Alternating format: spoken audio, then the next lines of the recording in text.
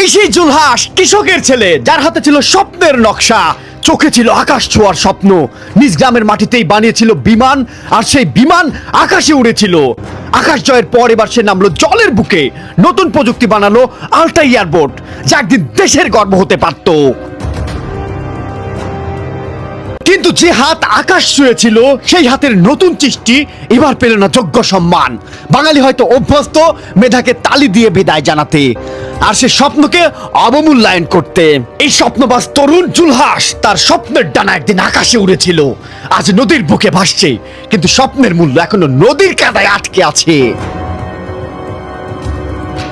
এই কাদামাটি থেকে উদ্ধার করে বিশ্ব দরবারে তার মেধার মর্যাদা দিতে এগিয়ে আসবে কি দেশ, নাকি এগিয়ে আসবে দেশের মানুষ, যে মানুষের জন্য সে প্রতিটি স্বপ্ন বুনেছে? আসলে হাসাহাসি তারাই করে যারা কিছু পারে না। আর দ্বিতীয় কথাটা হচ্ছে, আমি যে এয়ারবোর্ডটা তৈরি করছি, এটা আবিষ্কার না, এটা আমি তৈরি করছি। এটা আবিষ্কার হয়েছে আজ থেকে 50-60 বছর আগে। এটা আমেরিকাতে চলে।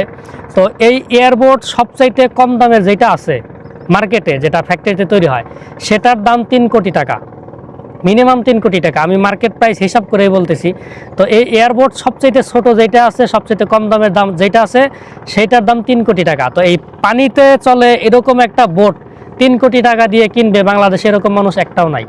তো সেই বোটটা যদি আমি 3 কোটি টাকার মতো পারফরমেন্স না দিক, তার থেকে একটু কম পারফরমেন্স দিক, তো এরকম একটা বোট যদি আমি 5 লাখ টাকায় মানুষকে দিতে পারি, সেটা যে কেউ নিবে। আর এটা কেন নিবে? এর কারণ হচ্ছে যে এটা শুধু একটা নৌকা না, এটা একটা বিনোদন সেক্টর, এটা একটা রেস্কিউ টিম। আপনার এই জিনিসটা, আমার এটা ছোট, কিন্তু আমি এটা থেকে যদি বড় করে তৈরি করি, এটা যে পারফরমেন্সটা দিবে, সেটা দেখলে মানুষ অনেকটাই অবাক হয়ে যাবে।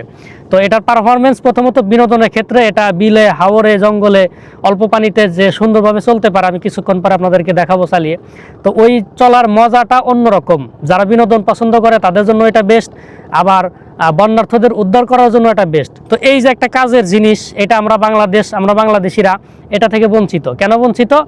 এটা বাংলাদেশে তৈরি হয় না, বাইরের দেশে তৈরি হলেও অনেক টাকা দাম, যার কারণে এটা আমরা সাধারণ মানুষ চিনিই না যে এটা কি।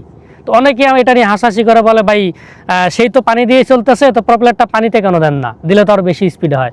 তো এটার প্রপেলার পানিতে দিলে তো আপনার এই যে আশেপাশে জাল আছে, এই জালগুলো কেটে যাবে, আবার জঙ্গল আছে, যার কারণে প্রপেলার ভেঙে যাব।